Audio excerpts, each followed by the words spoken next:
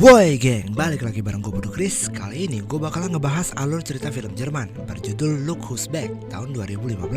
Langsung aja gak usah banyak bacot, tonton. Pada 13 Oktober 2014, di suatu taman Hitler terbangun. Dia bingung kenapa suasananya jadi adem dan gak ada perang lagi. Gak berapa lama kemudian, sebuah bola menggelinting ke arahnya. Dengan kepala yang masih pusing, Hitler mencoba untuk bangun. Tiba-tiba saja 3 orang bocil sudah berdiri di belakangnya. Dia bertanya di mana lokasi kanselir Jerman, tapi ketiga bocil itu gak ngerti dengan apa yang dia tanyakan. Kemudian ketiga bocil itu melanjutkan syuting yang sedang mereka lakukan. Seorang wartawan bernama Fabian Sawatzki tidak menyadari keberadaan Hitler yang sedang tertangkap kameranya. Hitler masih kebingungan dan dia menyeberangi jalan raya. Dia hampir saja tertabrak sepeda yang lewat. Hingga akhirnya dia sampai di gerbang Brandenburg yang sekarang sudah jadi tempat wisata.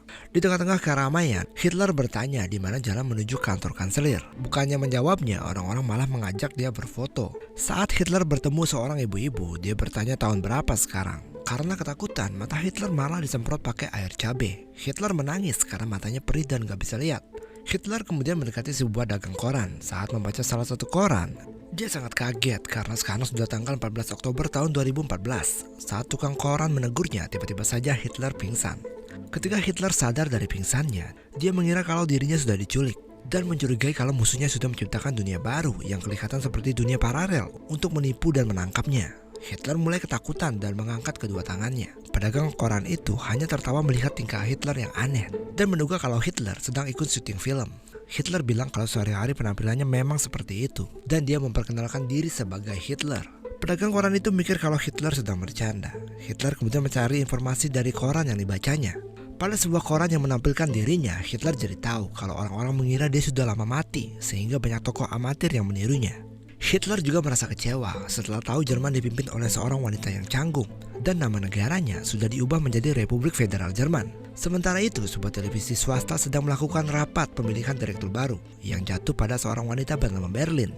Keputusan itu membuat Christoph yang sudah bertahun-tahun menjabat menjadi wakil direktur merasa tidak dihargai. Christoph kemudian memanggil Fabian dan memecatnya dengan alasan untuk menghemat biaya. Fabian berusaha menawarkan materi barunya supaya dia nggak dipecat. Materi itu berisi harapan anak-anak Yahudi untuk meningkatkan skill bola mereka, sementara ayahnya adalah pecandu alkohol. Sayangnya dia tetap dipecat. Saat di rumah, Fabian terus bersedih dan melihat video terakhir yang direkamnya. Tiba-tiba ibunya yang ikut menonton melihat orang yang mirip Hitler di videonya. Karena penasaran, Fabian berencana mencari Hitler di pusat kota Berlin. Kembali ke kios, pemilik kios menyuruh Hitler untuk mengeluarkan sebuah rak. Jelas saja Hitler jadi ngomel-ngomel. Kemarin dia menggerakkan pasukan untuk perang dan sekarang malah disuruh mindahin rak koran. Pemilik kios mulai mencium bau aneh yang ternyata berasal dari baju Hitler. Hitler diminta untuk mencuci bajunya di laundry. Tempat pertama menolak bajunya karena udah terlalu bau. Untungnya di tempat lain mau mencuci bajunya, bahkan meminjamkan baju untuk Hitler. Saat Hitler kembali, pemilik kios sangat bersemangat menyambut kedatangannya dan memberitahu kalau Fabian sudah mencarinya kemana-mana. Fabian mulai memperkenalkan dirinya dan mulai meniru gaya bicara Hitler. Hitler melanjutkan pembicaraan mereka dengan membahas persekutuan Polandia dan Romania untuk mengalahkan Jerman. Tapi mereka malah beranggapan kalau Hitler jago akting. Fabian kemudian berjanji akan membuatnya tenar dengan berperan sebagai Hitler. Setelah itu Fabian bercerita kepada ibunya tentang pertemuannya dengan orang yang benar-benar mirip dengan Hitler. Fabian juga meminjam mobil ibunya untuk dipakai selama 1 minggu. Melihat mobil itu, Hitler sempat khawatir karena mobil itu nggak layak dibawa perang. Selama bersama Hitler, Fabian mulai merekam video dokumentasi tentang keberadaan Hitler dan menunjukkannya ke media TV untuk mengabadikannya. Kecanggihan teknologi TV membuat Hitler tertarik. Dia kemudian berinisiatif menggunakan TV sebagai media propaganda. Mereka mulai membuat eksperimen sosial dengan menggunakan pertanyaan-pertanyaan tentang politik, demokrasi, dan sistem pemerintahan yang digunakan di Jerman. Eksperimen itu nggak hanya ditujukan untuk orang awam, tapi juga untuk orang-orang ningrat. Nggak sampai di situ aja, mereka juga mendatangi peternakan anjing. Saat Fabian sedang mewawancarai pemilik peternakan, Hitler malah sibuk karena digigit anjing kecil. Karena membuatnya kesal, dia menembaknya.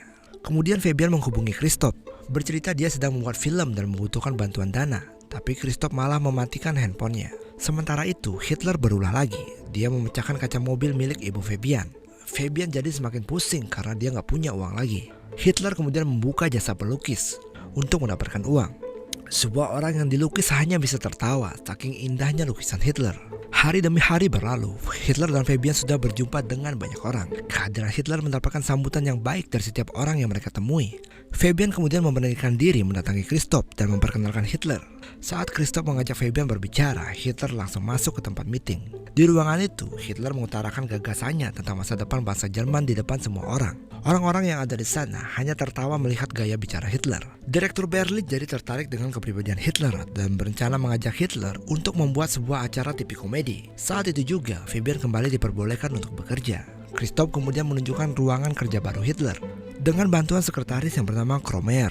Kromer mengajari Hitler untuk menggunakan komputer dan memperkenalkan internet yang akan membuatnya terhubung dengan dunia. Berlanjut ke sebuah acara komedi di mana seorang aktor berperan sebagai presiden Amerika yang berkulit hitam dan beberapa wanita muslim untuk menggambarkan situasi politik saat itu. Kemudian acara selanjutnya diisi oleh Hitler. Semua penonton awalnya terdiam melihat Hitler yang berseragam lengkap. Setelah beberapa menit, Hitler mulai membicarakan siaran-siaran sampah yang disiarkan di TV. Dan Hitler berjanji akan berjuang melawan siaran TV yang membuat pengaruh buruk bagi bangsanya. Pernyataan itu membuat semua penonton bersorak. Setelah acara selesai, beberapa penonton meminta tanda tangan Hitler. Seorang kemudian yang gak nyaman dengan keberadaan Hitler mulai mengamuk yang membuat dirinya diseret keluar. Berlin dan Christoph akhirnya memutuskan untuk menayangkan Hitler di semua acara televisi. Bahkan beberapa YouTuber juga membuat konten tentang Hitler sehingga membuat dia semakin terkenal. Popularitasnya itu dijadikan sebagai kesempatan emas untuk merubah sistem pemerintahan di Jerman. Hitler kemudian mendatangi kedua partai nasional dan menanyakan tentang mobilitas penduduk warga Polandia yang ada di Jerman. Karena tidak mendapatkan jawaban yang memuaskan, Hitler mengeluarkan emosinya. Sementara itu, direktur TV dan polisi mendapatkan keluhan dari berbagai pihak atas pernyataan Hitler yang mengandung ujaran kebencian. Tapi mereka tetap mengizinkan penayangan acara Hitler. Kemudian Berlin berbicara dengan Hitler untuk menyikapi hal itu.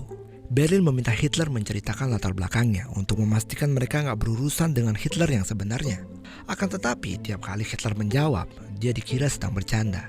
Sementara itu, Koimer memberitahu Christoph tentang permintaan ganti rugi atas kematian anjing yang pernah dibunuh Hitler saat membuat film bersama Fabian, hingga saat pembuatan acara TV di mana Hitler sedang diwawancarai. Kemudian diperlihatkan video penembakan terhadap anjing kecil. Kemunculan video itu didasari keinginan Christoph untuk menggeser Berlin dari jabatannya. Berlin akhirnya dipecat dari jabatannya dan digantikan oleh Christoph. Saat Hitler dan Fabian kembali ke rumah ibunya Fabian, Hitler menulis sebuah buku bagaimana dia bisa terjebak di tahun 2014. Hitler meminta Fabian untuk membuat film yang diadaptasi dari buku Hitler. Singkat cerita, Hitler kembali mendapat kepercayaan dari masyarakat Jerman melalui buku yang dia tulis. Hitler juga memberikan sumbangan terhadap perlindungan hewan untuk menebus kesalahannya.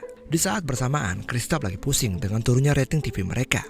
Salah satu staf kemudian mengajukan agar mereka sebaiknya mengambil alih pembuatan film yang diadaptasi dari buku Hitler. Tanpa menunggu lama, Christoph kemudian mendatangi lokasi syuting Hitler. Christoph mendekati seorang pria yang diduga Fabian, tapi ternyata itu adalah orang lain yang sedang memakai topeng silikon. Saat syuting berlangsung, Christoph bernegosiasi dengan Fabian untuk bisa menayangkan film yang mereka buat dengan bayaran tinggi. Berlanjut ke rumah Kromier, di mana Fabian memberitahu tawaran dari Christoph. Tiba-tiba nenek Kromier menoleh saat mendengar suara Hitler. Nenek itu ternyata masih ingat kalau itu adalah suara Hitler. Dia mengungkapkan gimana kejamnya Hitler saat memimpin tentara Nazi Jerman. Saat perjalanan pulang, Fabian masih kepikiran dengan ucapan neneknya Kromier. Fabian kemudian meminta Hitler untuk berhenti melakukan perannya sebagai Hitler yang sebenarnya hanya untuk kepentingan syuting. Scene berpindah saat syuting, di mana Hitler terbangun pertama kali di tahun 2014. Yang berperan sebagai Fabian kemudian bertanya apa yang sebelumnya terjadi. Setelah bangun dari tempat itu, Hitler juga merasa bingung dan meninggalkan tempat syuting. Tapi dia dihadang oleh dua preman. Hitler dipukulin sampai babak belur dan masuk rumah sakit. Berlin memberitahu Hitler kalau pelakunya cuma preman amatir. Sementara itu, Fabian kembali mengamati video pertama kali kemunculan Hitler. Dia menemukan gumpalan asap tepat di mana Hitler terbangun. Karena penasaran, dia akhirnya mendatangi tempat itu. Dan ternyata tempat itu adalah lokasi bersejarah bunker Nazi. Kemudian Fabian bergegas pergi ke rumah sakit untuk mencari Hitler, tapi Hitler sudah dipulangkan. Fabian bilang ke Berlin kalau orang yang mereka duga hanya memerankan Hitler, ternyata dia adalah Hitler yang sesungguhnya. Fabian terus mencari Hitler, dan saat ketemu, Fabian seketika mengarahkan pistolnya kepada Hitler. Fabian bilang dia sudah membodohi semua orang dengan propagandanya. Hitler menjawab kalau rakyat nggak tertipu oleh propagandanya, melainkan secara sadar memilihnya sebagai pemimpin. Fabian gak peduli dengan kata-kata Hitler dan langsung menembaknya. Seketika Hitler terjatuh. Anehnya saat Fabian melihat ke bawah, Hitler malah ada di belakangnya. Dan Hitler bilang kalau Fabian gak bisa menyingkirkannya. Dia sudah jadi bagian dari rakyat Jerman. Ternyata semua itu adalah proses syuting yang sedang berlangsung.